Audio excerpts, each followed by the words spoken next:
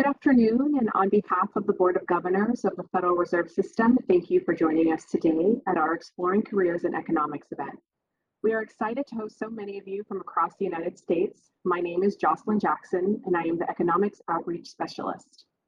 Before we begin today, I would like to take a moment to express my excitement of being part of the Fed's mission of public service and their priority of fostering diversity and inclusion at all levels within the organization.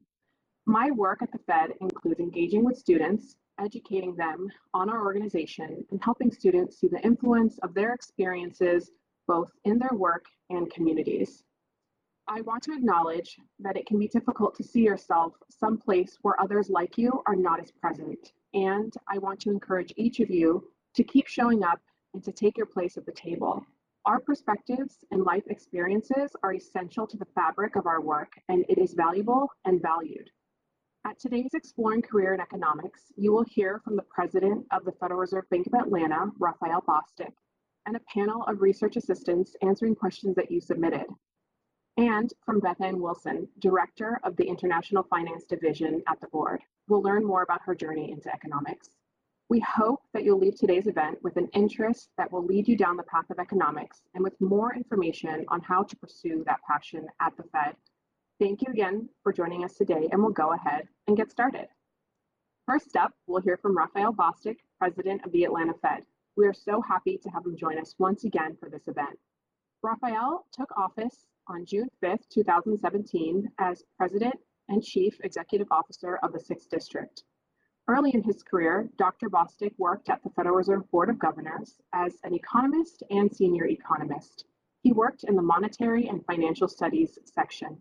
And since moving on from the board, Dr. Bostic has had a rich career within academia and other federal agencies.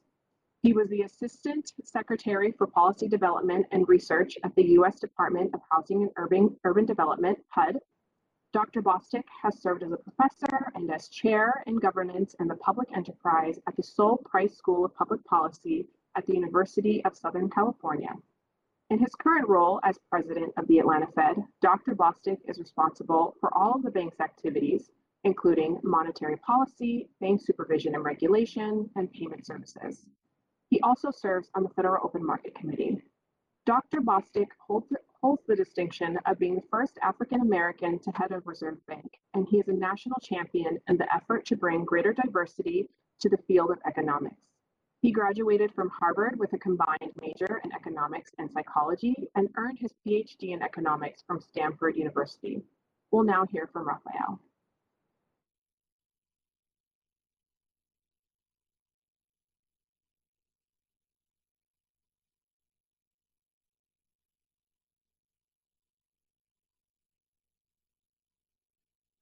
Hi, everyone. I'd like to welcome you to the 2021 Exploring Careers in Economics program.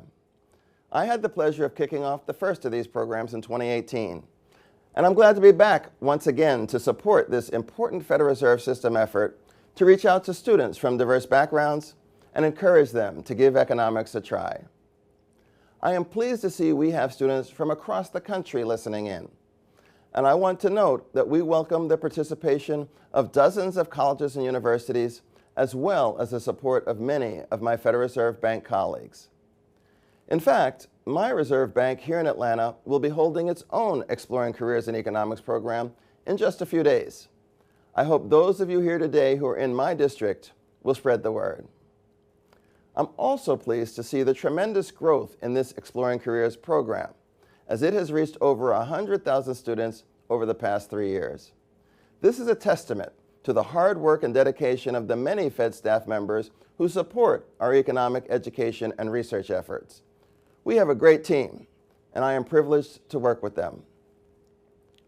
You may be wondering how I came to become an economist. Well, the truth is that I found econ by accident. I actually started in chemical engineering, and it was only by a series of unplanned events through college and my first job out of college that I found the path in economics that turned out to be the driver of my career. So if you're not yet sure whether you want to be part of the economics profession, don't worry. I wasn't either at your stage in my life. Now you may be wondering why I kept going in economics once I discovered it. Well, let me mention 3 reasons. One, I found it to be very interesting.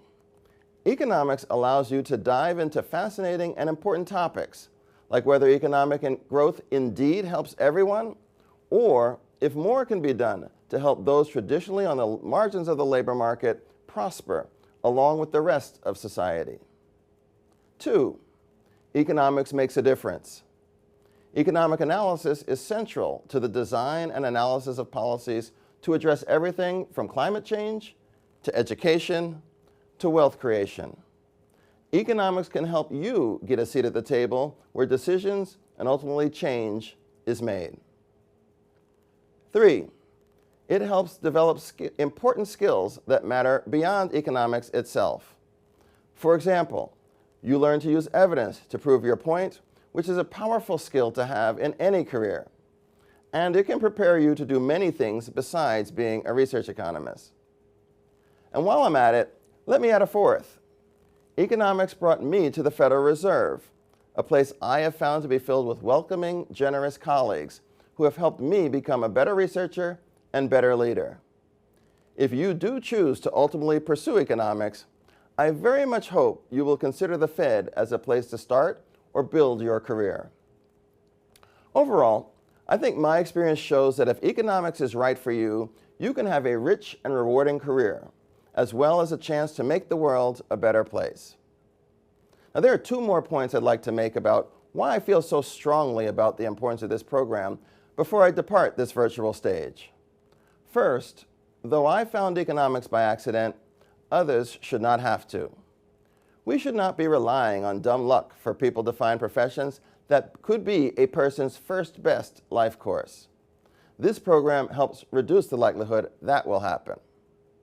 And second, this program can help diversify a field that I think badly needs more diversification. This has been true for many years, and it remains unacceptable. If economics is to thrive, remain vibrant, and continue to contribute to our nation as a profession, it needs to be more inclusive. We need people making policy to reflect the makeup of the entire population and to understand the concerns and aspirations of our population.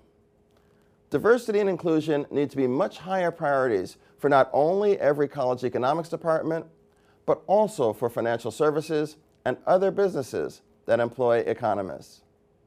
Recent trends here are not good. Economics is lagging behind the gains made by other STEM fields in terms of recruiting, mentoring, and graduating people from diverse backgrounds.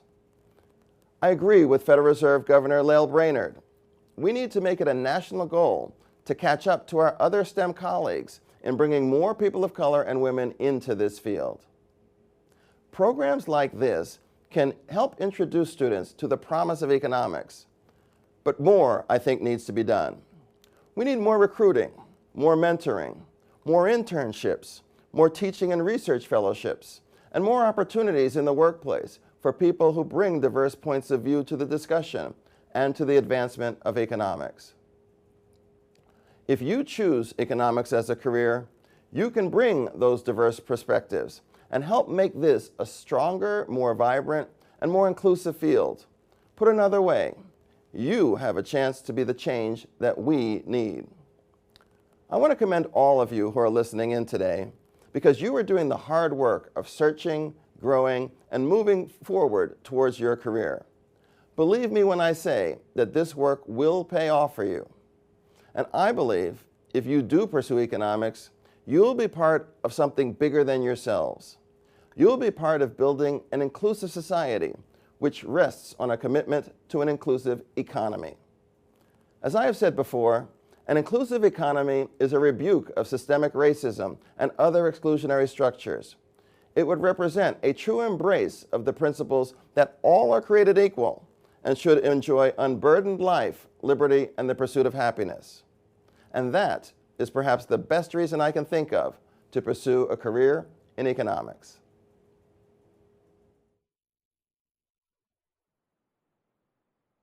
Again, we are so grateful for Dr. Bostic's comments and commitment to diversifying the field of economics. Thank you. Moving into our time with research assistants, we welcome 4 senior research assistants with us here today. We have Kayla Jones, Marcus Doherty, Iris Arbogast, and Andrea Garcia. I'll allow each panelist to briefly introduce themselves. Kayla, get us started. Good afternoon, everyone. My name is Kayla Jones, and I'm currently a senior RA here in the Division of Consumer and Community Affairs at the Federal Reserve Board in DC. I've been here for about over a year now, and I attended Morgan State University, where I got my undergraduate degree in economics, and I'm originally from Baltimore, Maryland. Hi, everybody. My name is Marcus Doherty. I hail from just outside of Denver, where I attended the University of Denver for my undergraduate education, where I majored in economics and political science. Currently, I'm working at the Federal Reserve Board in DC in the Division of Financial Stability in the Financial Stability Assessment section. Hi, everyone. My name is Iris Arbogast. I'm from Cleveland, Ohio, and I studied at Carleton College, which is a small liberal arts school in Minnesota. While I was there, I thought I was going to be a biology major, so I took a lot of STEM classes. But then I realized that I loved economics and started taking math when I decided to do a PhD or try for one. And I work at the Federal Reserve Bank of St. Louis in the research department. Hi, everyone. My name is Andrea Garcia, and I'm really happy to be here with you all. I'm from sunny Southern California, and I did my undergrad studies at UC Berkeley, where I studied economics. I'm currently a research assistant at the Federal Reserve Board of Governors in the Research and Statistics Division and in the Industrial Output section. I spent my first 2 years actually at the board in another division in international finance in the Trade and Quantitative Studies section. So this actually marks my 3rd year at the board. Thank you so much for joining us. I'll kick it off with the first question to the panel. Again, these are questions that were submitted by you, our guests.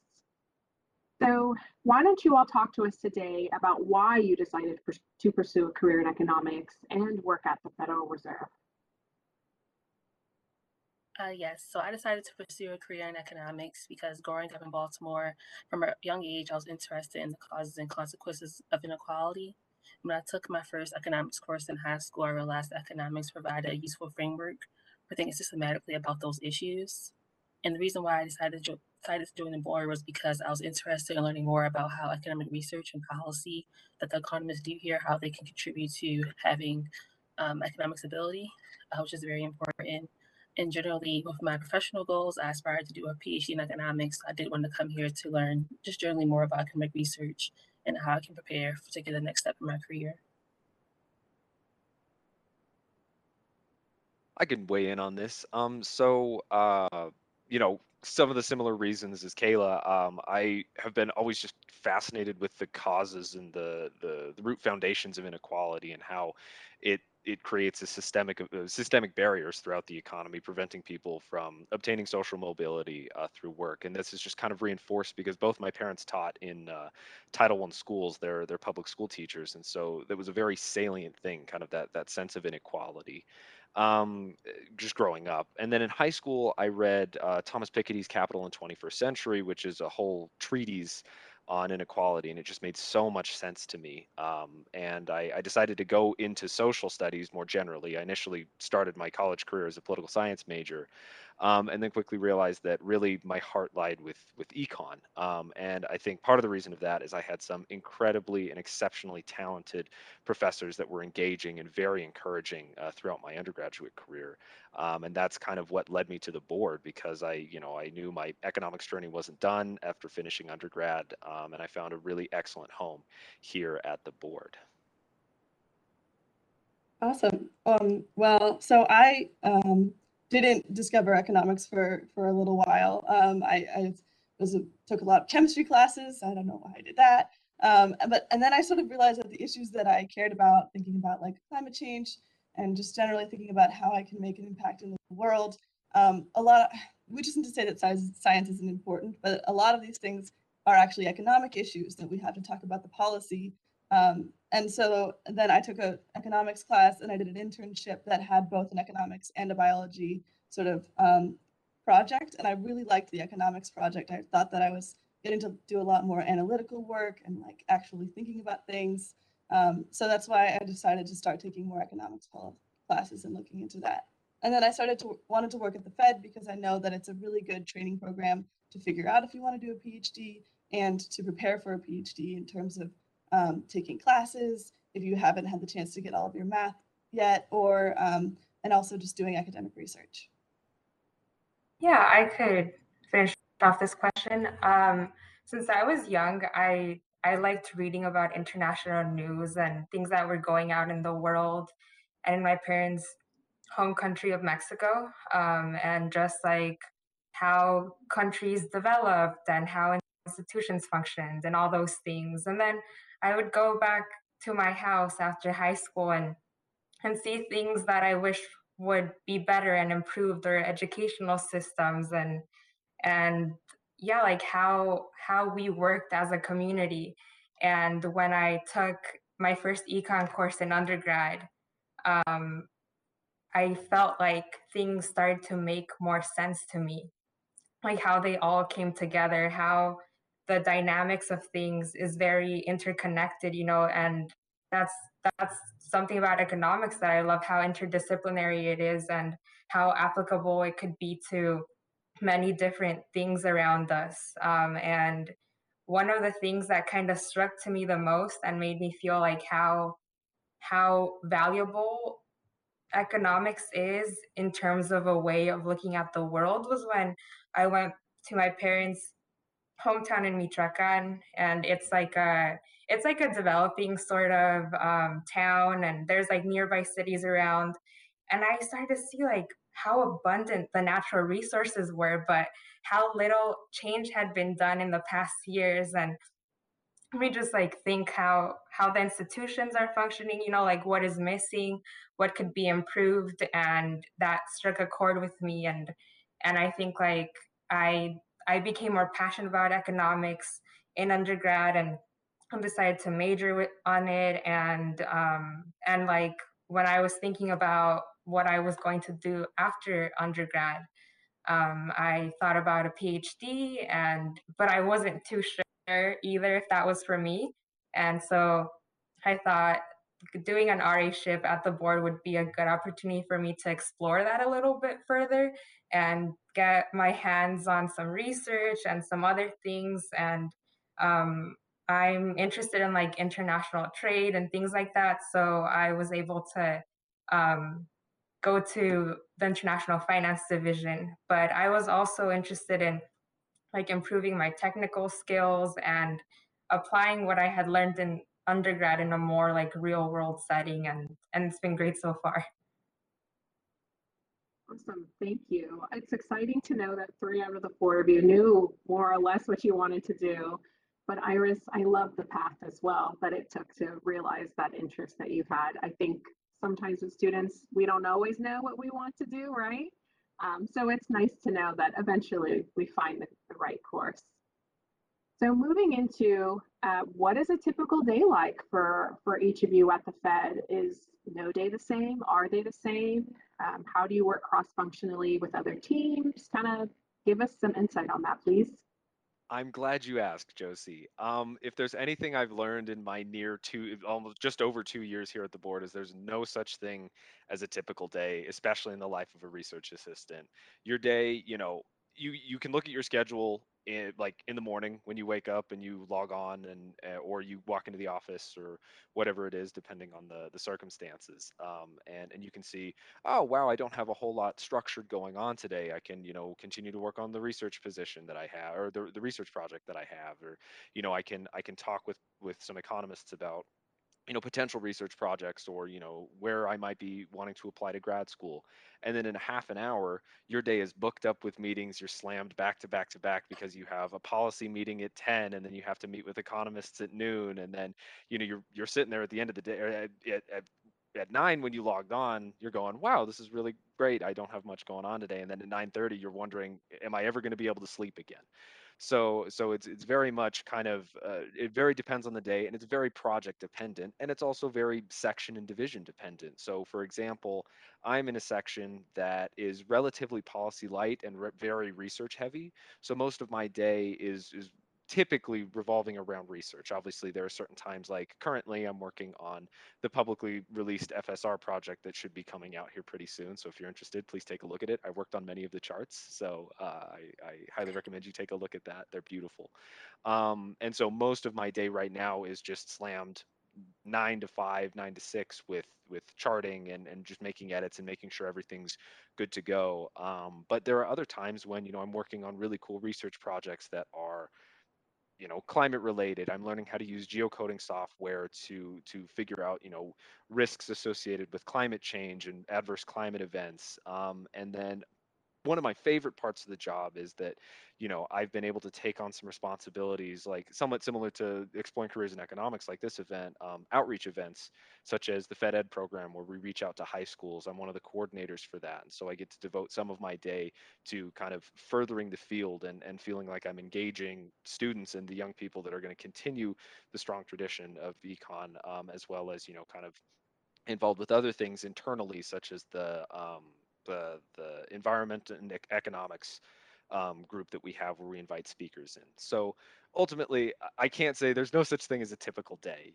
There's no way I can answer that to any degree of certainty. But what I will say is that it's never boring, and it's a really incredible experience. So. Okay, I agree with Marcus that there's no typical day, but I did, since I'm a research assistant, try to get some numbers on it anyways. So I'd say I spend like 50% of my, like over a week, because things change on a day-to-day basis. Like for me, because I have a more research role, like the St. Louis Fed has less policy work, I feel like I spend about half of my day coding, so that could be like data cleaning or running regressions for a research project.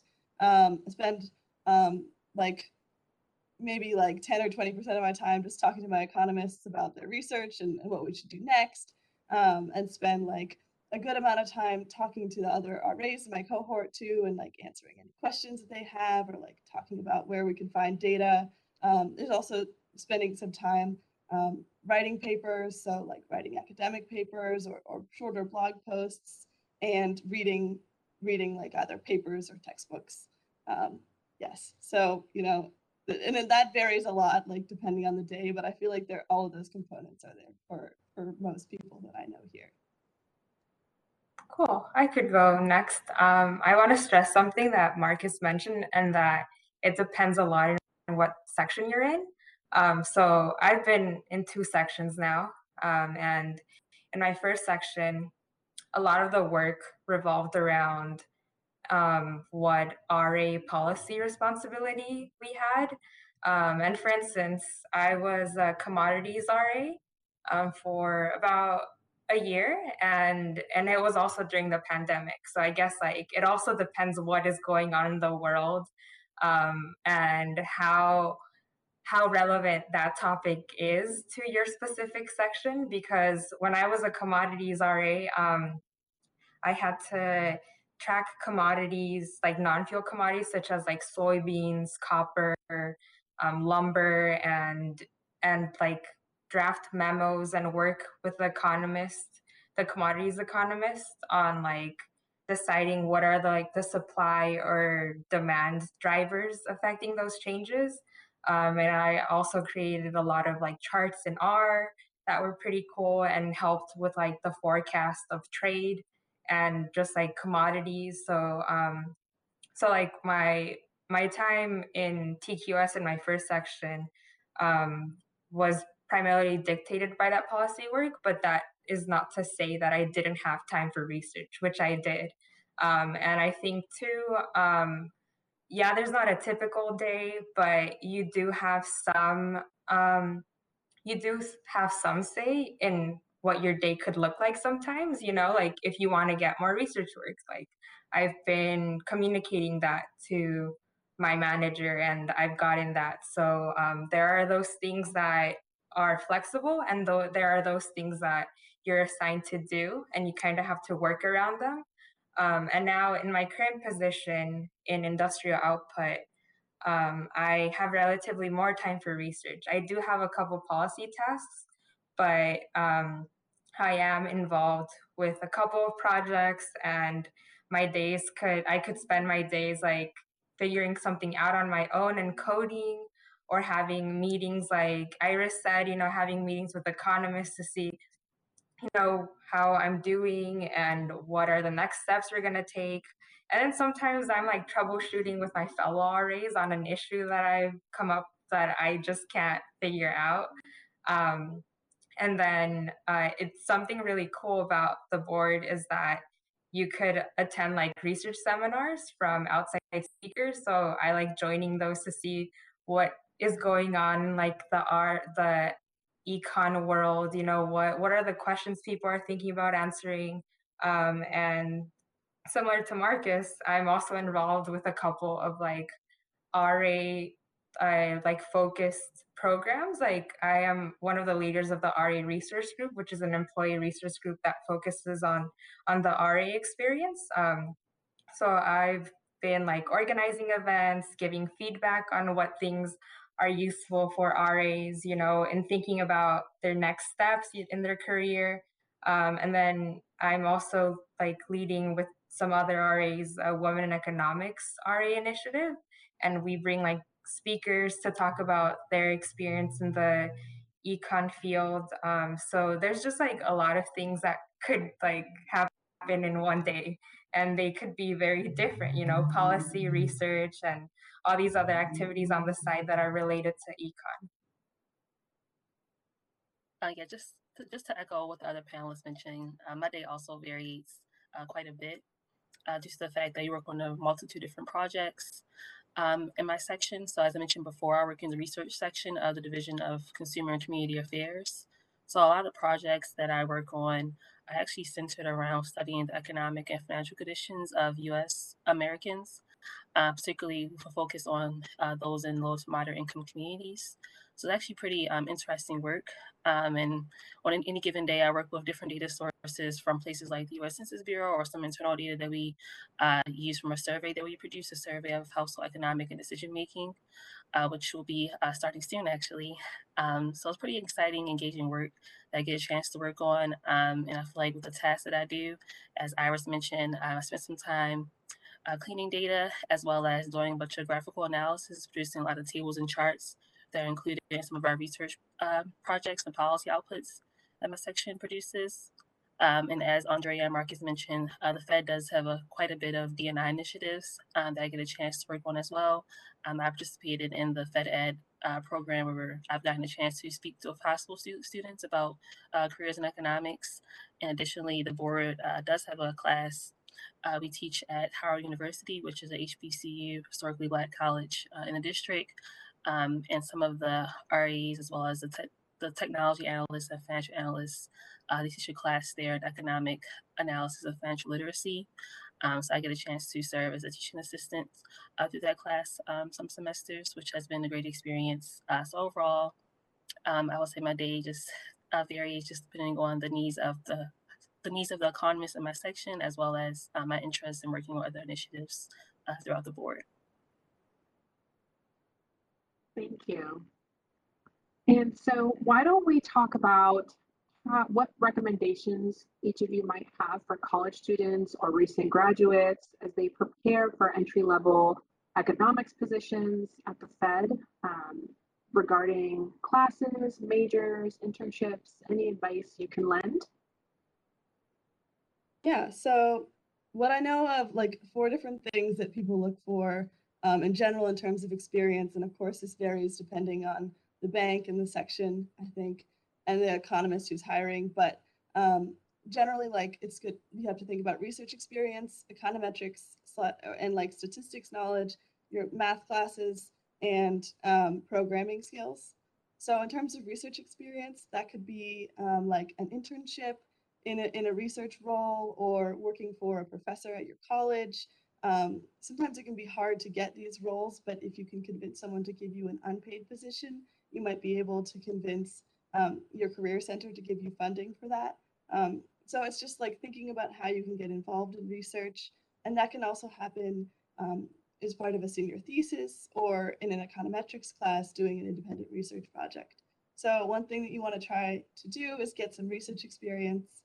The other thing is taking math classes, especially if you want to prepare for a PhD. You'll want to take math, and that includes real analysis, probability, ODEs, linear algebra. But so that is especially if you want to prepare for a PhD.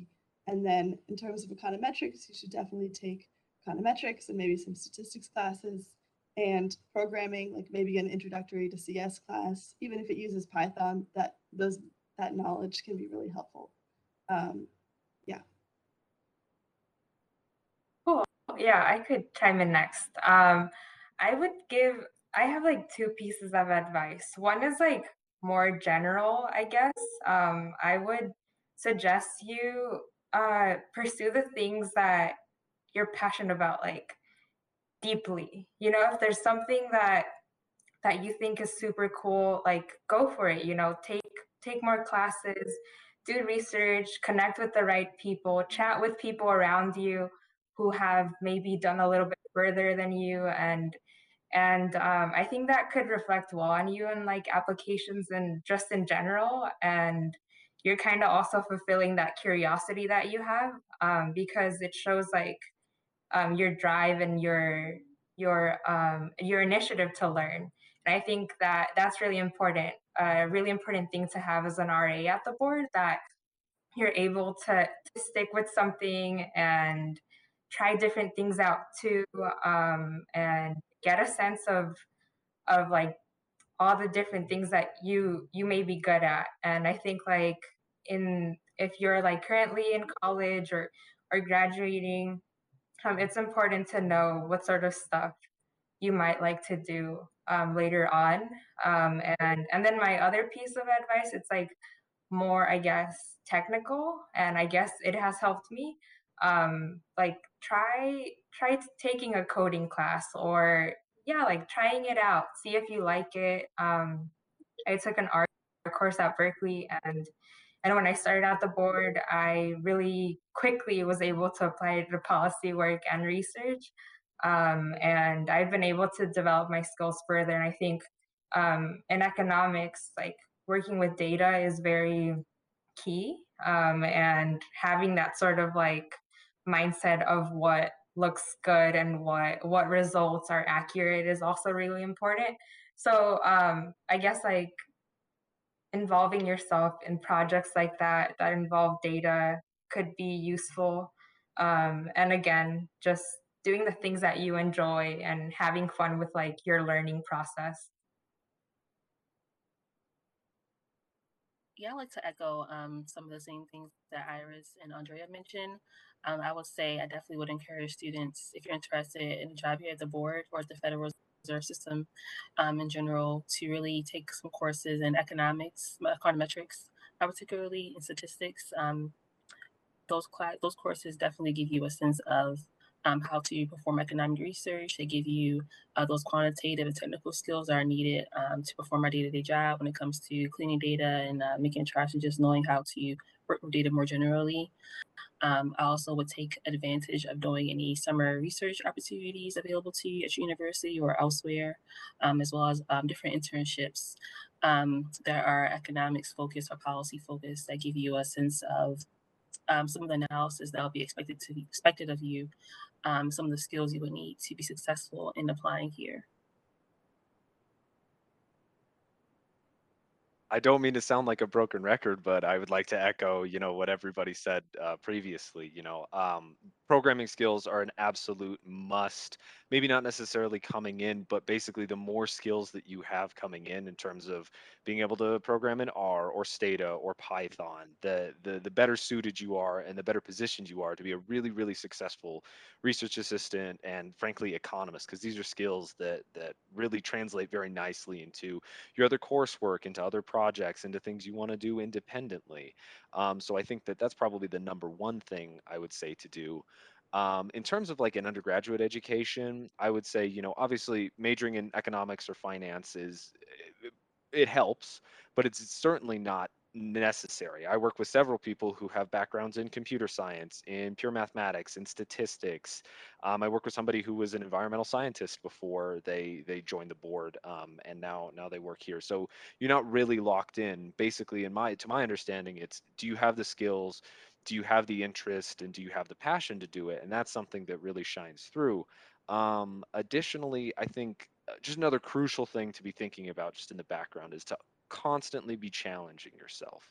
I know my biggest regret in undergrad is that, I sometimes took it a little easy in a couple semesters. Like I didn't take real analysis when I was in college. And looking back on that, I kind of regret that because, that was a time when, I could have knocked that out of the way before, applying to PhD programs and not having to work and take real analysis at the same time. But also there's no point in being scared of getting a bad grade. I mean, these are skills that you're just going to need and you want to apply later in life. So it's okay to challenge yourself. Obviously, don't overwhelm yourself by any stretch of the imagination, but yeah, just consistently be challenging yourself and try and expand your horizons a little bit. So yeah, that's pretty much what I'd have to say. Just programming, try and gain an appreciation and an interest in economics and finance and just continually challenge yourself. Awesome, thank you. And we'll ask just one quick final question. Has anyone had an internship with the Federal Reserve prior to beginning your RA-ship? And what is your advice for getting an internship? Yeah, so I can take this. I was an intern here, and it was really what solidified what made me decide to pursue a PhD in economics and come back as an RA, because I felt like I had had a couple different internships before that, and this was the first internship where I felt like people really cared about how much I learned. I was getting involved in really interesting work. I got to publish a blog post with one of the business economists here. So I was an intern here, and then I was hired on as a full-time RA. Something that I would recommend is if you're applying for internships, you can apply to all of the different Federal Reserves. There's 12, lots of options, and there's different positions within each bank. So for example, at St. Louis, we have positions in the library, which is also in the research department, or in publications. And those can also be foot in the door to get a RA position. So don't only look at the research positions as interns, because they're going to care about your experience and you're going to learn a lot, no matter what position you take, probably. I mean, obviously there are other internships in the world, but this one was a really good experience for me. Yeah, so I did not have an internship at the board prior to joining as an RA, but I did get the chance to participate in a very immersive summer program that the American Economic Association hosts on an annual basis for minorities who are interested in pursuing careers in economics. So during that program in undergrad, definitely had the chance to take some courses in some advanced courses in mathematics and economics during that time, as well as take an advanced research course where I got my first chance to do economic research university, where the program was being held at during the time. And I also got the chance to meet a bunch of different economists. They had different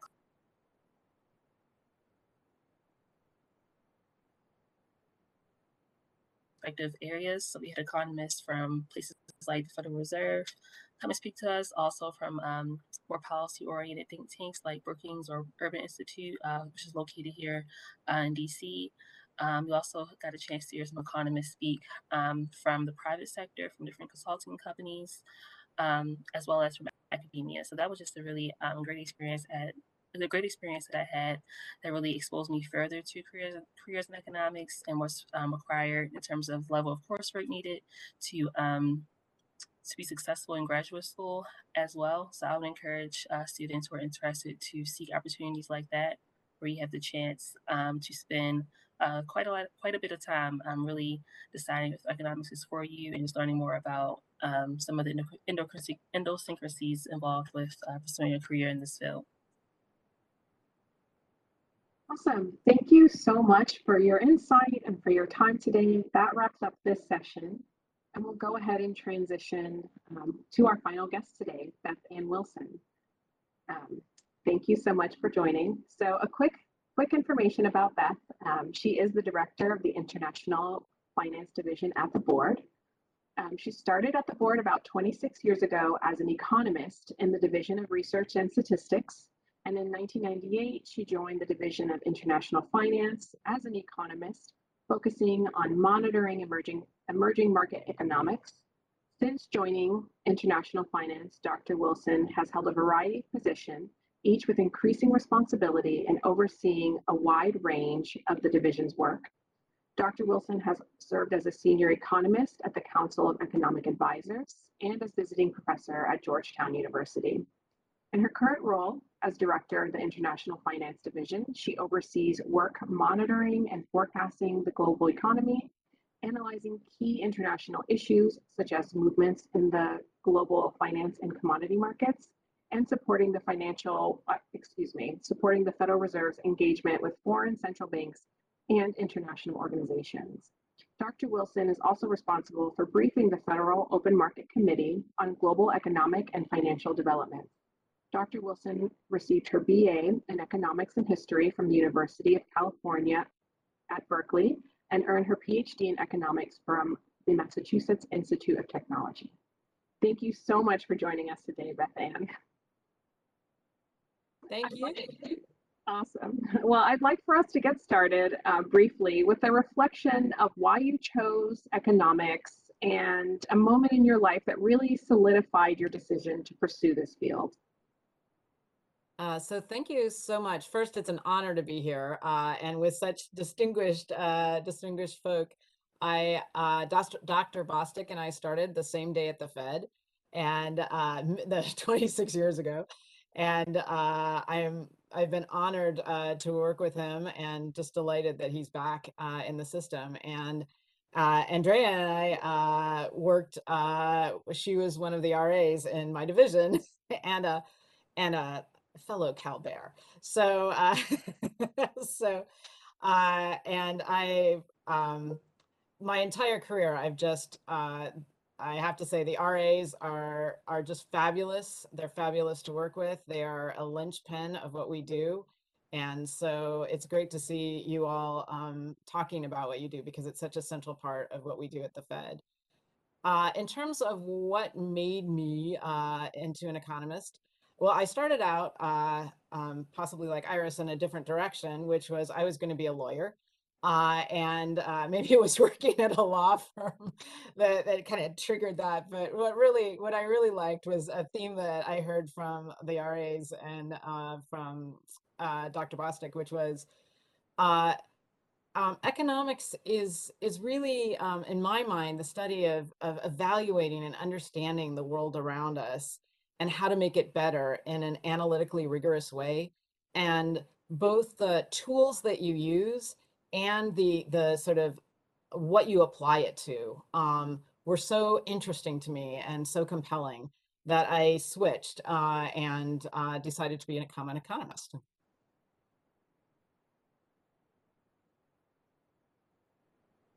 Thank you. And why don't we talk about a little bit, you've been in the International Finance Division for quite some time. I think for students that are very early in their career, that can seem like intimidating or just, wow, okay, she must really like it. So can you talk to us a little bit about what initially drew you and what's kept you there? Right. So I'll speak from the Fed more generally, but I'll apply it to to my division. So three things really drew me to the Fed, and this would apply to the system as a whole, and then have kept me there. One is the mission of the institution. It's definitely a sense of public service, a sense that we are, doing fundamental work to make the world a better place. Motivates me. I can't imagine spending as much time as I do in my job if I didn't have that keen sense of mission. Another thing is the absolutely fabulous colleagues that I get to work with from all over and all walks of life. And that really, really is important. I find it a very positive place to work in a very collaborative environment where we're all sort of seeking, motivated by the mission and sort of seeking the truth rather than, a story to tell that makes us like in the limelight. And another thing I really love about it is the intellectual rigor of the place. I think It's incredibly challenging. My job is interesting every day. Marcus mentioned that it was never boring. I never find that. I aspire to boring. Some days I would love boring, but it's never boring. So that's what sort of drew me in and keeps me here. And then the International Finance Division is one where we kind of cover all the international issues and engagement of the board. And so that means we know we have to know about trade and commodity markets, but also about what's happening in different countries and what's happening as money flows across the border, or what's happening to the exchange rate. So we have all these really interesting, to me, issues. And then we also kind of serve as the board's ambassadors. We support the board members in their engagement with foreign central banks and other international institutions. So I spent last week at the IMF World Bank at their annual meetings, in meetings where it was sort of, I was backbenching the chair and Janet Yellen was there, and other, central heads of central banks and finance ministries from around the world. And at a certain point I stepped back and I went, how am I, this is great. I love this. I feel so lucky to be here. It also means that for me, I represent the board abroad in a number of international groups and meetings. So I have to know a lot about the US, because when I go abroad, they're far less interested in my views of their economy and a lot more interested in my views of the US. So I have to also kind of know that. So that's another reason why it's never boring. So I thought, as an example, I would pick up the paper and just read some of the headlines from today's Wall Street Journal. Crimped growth tests Beijing's agenda. So one of the issues that we're really focused on right now in my division is what's happening in China and how that affects the global economy and the US. So that's one key issue. And from Andrea's perspective, that would affect commodity markets, because China makes up a huge fraction of commodity markets. So we look at commodity markets as a sign of what's going on in China. Another example is poor nations want trillions to fund climate goals. For all of you really interested in climate work, there's a huge amount of this going on in the economics profession, because choosing the best policies to reduce emissions isn't just about the science. It's also about how to incentivize different forms of production through taxes and subsidies, through what the private sector is doing, and understanding that and knowing how that feeds back into the global economy and global financial markets is critical, and is another big issue that we're following. Then, let's see, US industrial production declined in September as supply chain disruptions in the auto industry and lingering effects of Hurricane Ida weighed on manufacturing and mining output.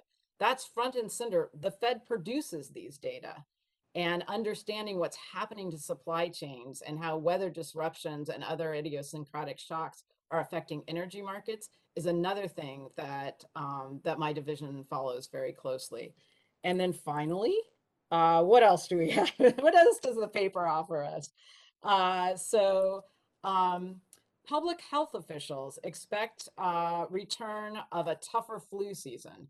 Well, my division's been tracking COVID very, very closely, and the disruptions that COVID has had on the international economy.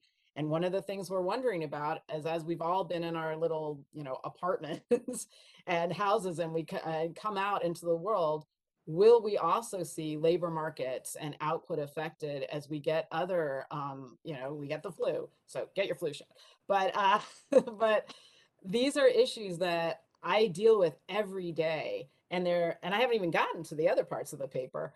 So that's one of the reasons why I love my job and why I love international finance, because it allows you to look at and think about these very current, very important issues. That is amazing and incredibly interesting. And I would like to say that I think it's awesome that you have a physical newspaper. You don't see too many of those. I realize it dates me. I love them too. So I'll ask you one final question, if that's okay. Time is permitting. Yeah. Can This is actually very relevant to your last point. Can you talk to us about how your work and the work of your colleagues shifted due to the pandemic? Sure. It was transformative. We went one day, we all decided as a division we should have a practice day to see if we could work from home. And we took our practice day and we never came back. We all transitioned like that. And there have been articles about how going back to the office looks like Pompeii. It definitely looks like that. Everyone just dropped everything and went and worked from home. So how to manage our work, but also what we were working on. Looking at the effects of shutting down the entire global economy at once exogenously is something that we really haven't in my lifetime experienced. We had to go outside of our models. We had to go outside. All our data that are regular were really dated because they were from months ago, and what we cared about was what was happening on the ground now. And financial markets were in deep turmoil. And the Fed has a number of tools that also address stresses in international markets. And so my division was working really hard on not just tracking and understanding what was going on, but also on facilities to help support the global economy and global financial markets. So it was transformative in that way. Mhm. I can imagine. Well, why don't we wrap up with maybe you leaving us with a little bit of advice? What do you say to aspiring economists, students out there who are contemplating studying economics, students who are trying to get into the field of economics? What wisdom can you impart to us today? So what I'd like to say also relates to some of the themes of this event more generally, which is when you do economics and when you bring when we study the world, we bring parts of ourselves to the world, what we do in the choices of how we choose what variables go into the models, in the questions we choose to ask, in the way we frame the answers and interpret the results. And we won't get to the best answers. We won't get to the best results. We won't understand what's happening in the world unless the people doing economics look like the world around us. It's absolutely incredibly important to the field, to the work that we do at the board, to the work that we do in my division, that everyone is represented. And so I'd just like to encourage, there is a place in economics for all of you. And I would encourage you to take an econ class, to consider it as a minor or a major, to try out an internship, to consider being an RA, and to consider a field professional track in economics, because it is so important that our field reflect you. Wonderful. Thank you so much for your time today, Beth. Thank you. Well, as we wrap up here today, I do want to give a heartfelt thank you to all of our participants. Your insight has been absolutely illuminating and your passion has been received. Thank you. A special thank you to Laura Shipley and the Public Information Outreach team for their continued dedication and work in Fed Ed. In case you're wondering what's next, let's talk about it. Let's stay in touch. Hopefully you found today exciting and engaging and you want to learn what else you can do to further your career. We have a number of outreach programs that we've developed to stay connected to students with various resources within our organization. So this includes students who are maybe at the high school level, interested in learning more throughout college. A few examples are our Fed Ed. I know Marcus spoke about that and Kayla spoke about that briefly. It's a learning initiative geared towards high school and college students. We also have Coffee with an Economist, which are networking opportunities for students early on in their college careers. And we have more. We are currently accepting applications for our internship and research assistant programs. All of this information can be found on our careers page and on fedeconjobs.org. Also, we would like to invite you to review our videos on About the Fed, again, on our public website, federalreserve.gov. We have a number of short and easy to watch videos that will give you additional insight into what we do, our key mission and functions. You can also view previous recordings of Exploring Careers in Economics via the Education tab on our video section. If you have time, other districts are hosting their own events throughout this week and month. You can check out more information on the Federal Reserve Education.org website. And we hope each of you has found today to be informative and interesting. As stated previously, our economy belongs to everyone, and as such, we need to be sure that all are represented in this field. We hope that you will engage with us and that you will consider applying for future opportunities at the Fed. Thank you again for your time and attention today, and be well.